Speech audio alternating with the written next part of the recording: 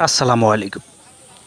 দর্শক, আমরা আজকে এসে পড়েছি রাজবাড়ী সদর উপজেলা মূলঘর ইউনিয়ন কটিরহাট পশু বিক্রির বাজারে আমরা অবস্থান করছি। দর্শক, আপনারা দেখতে পাচ্ছেন এই বাজারটিতে কিন্তু দূর দূরান্ত থেকে বেচা বিক্রির জন্য ক্রেতা ও বিক্রেতারা কিন্তু সমাগম করে থাকেন এই বাজারটিতে। দর্শক, রাজবাড়ী জেলার যতগুলো পশু বিক্রির বাজার রয়েছে তার মধ্যে এটি কিন্তু রাজবাড়ী সদর উপজেলার মধ্যে অন্যতম একটি বাজার। বিশেষ করে এখানকার আশেপাশের অঞ্চলের যেই কৃষকরা রয়েছেন তারা কিন্তু তাদের পরিবারে যেই পশুগুলো তারা লালন পালন করে থাকেন, তাদের সেই শখের পশুগুলো এখানে তারা কিন্তু বেচা বিক্রির জন্য নিয়ে আসেন। তো দর্শক, আজকে কিন্তু ঈদের কয়েকটি বাজারের পরের চিত্র। আজকে কিন্তু এই পশুর বাজারে প্রচুর পরিমাণে পশু উঠেছে, যার কারণে বিক্রেতাদের সংখ্যা বেশি, ক্রেতাদের সংখ্যা অনেকটাই কম।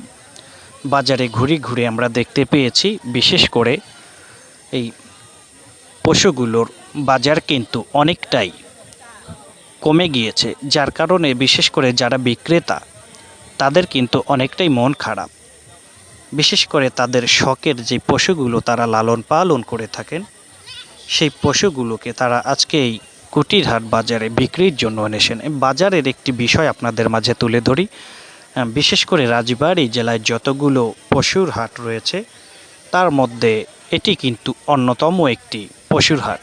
রাজবাড়ী সদর উপজেলার মূলঘর ইউনিয়ন কুটিরহাট বাজারে এটির অবস্থান। দর্শক, আপনাদেরকে জানিয়ে রাখি।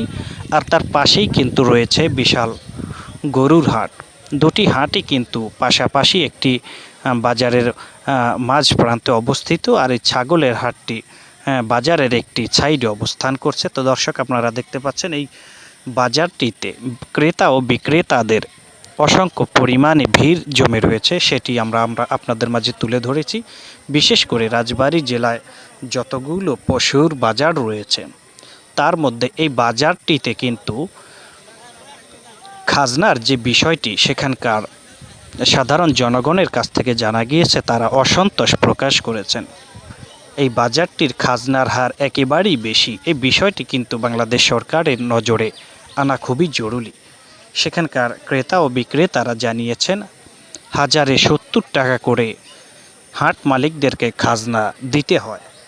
তা আসলে তারা দুঃখ প্রকাশ করেছেন, বাংলাদেশের বিভিন্ন জায়গায় কিন্তু এত পরিমাণে খাজনা অন্য বাজারগুলোকেতেও নেওয়া হয় না। তো দর্শক, আজকে আপনাদের মাঝে তুলে ধরলাম এই পশু হাটের যে বেচা বিক্রির চিত্র, সেটি আমরা আপনাদের মাঝে আজকে তুলে ধরলাম। জানি না কেমন লাগলো আপনাদের কাছে, ভালো লাগলে কমেন্টস করে জানাবেন।